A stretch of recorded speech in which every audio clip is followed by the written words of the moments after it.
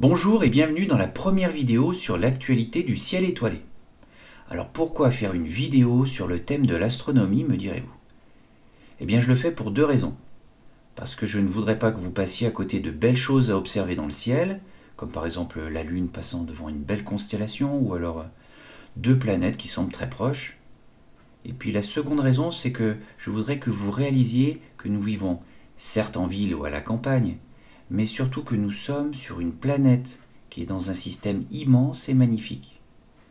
Alors on a beau l'entendre ou le voir à la télévision ou dans des livres, ça ne suffit pas pour bien comprendre.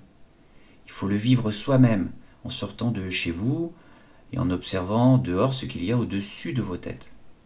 Alors bien entendu, le fait de savoir ce que vous observez est infiniment plus intéressant. C'est pour cela que je vous ferai une actualité du ciel étoilé une fois par mois.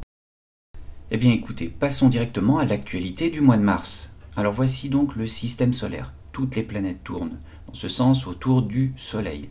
Nous sommes en 3e position et on va arriver à un moment un peu particulier. C'est le dimanche 20 mars. Il s'agit de l'équinoxe, c'est-à-dire qu'il y a autant de jours que de nuits. Le Soleil se lève à l'est et 12 heures plus tard se couche à l'ouest.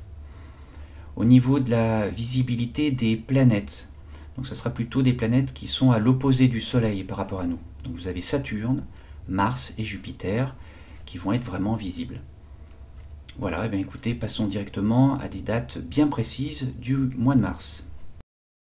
Le lundi 7 mars, une demi-heure avant le lever du Soleil, vous allez pouvoir observer un fin croissant lunaire avec juste en dessous la planète Vénus. Alors tout cela va se passer à l'est-sud-est, c'est-à-dire là où va se lever le Soleil environ, mais ça se passe au niveau de l'horizon.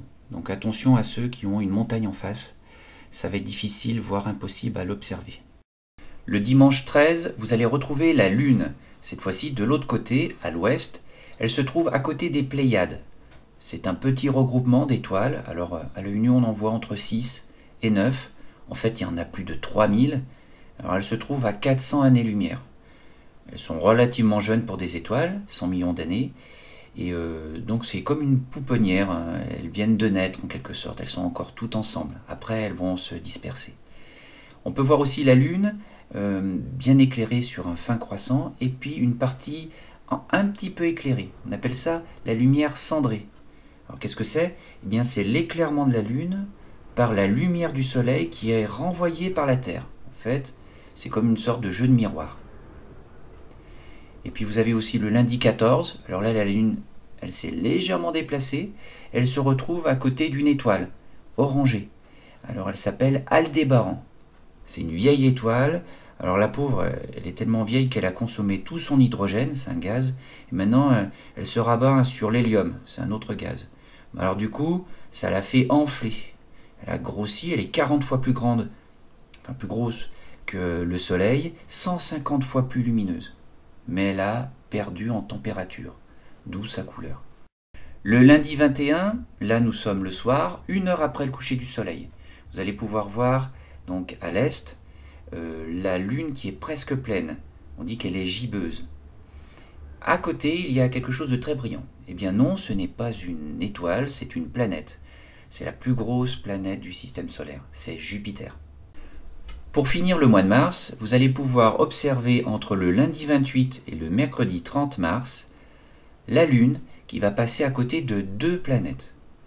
Alors tout ça, ça se passe plein sud, 1 heure avant le lever du Soleil.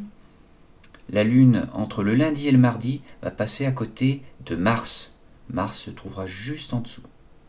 Et entre le mardi et le mercredi, cette fois-ci la Lune sera à côté de Saturne. Voilà, nous avons fait donc le tour de l'actualité du mois de mars. Alors j'espère que le temps sera clément. Vous pourrez peut-être un petit peu observer. Bon, ben écoutez, d'ici l'actualité du mois d'avril, je vous souhaite de très bonnes observations. À bientôt.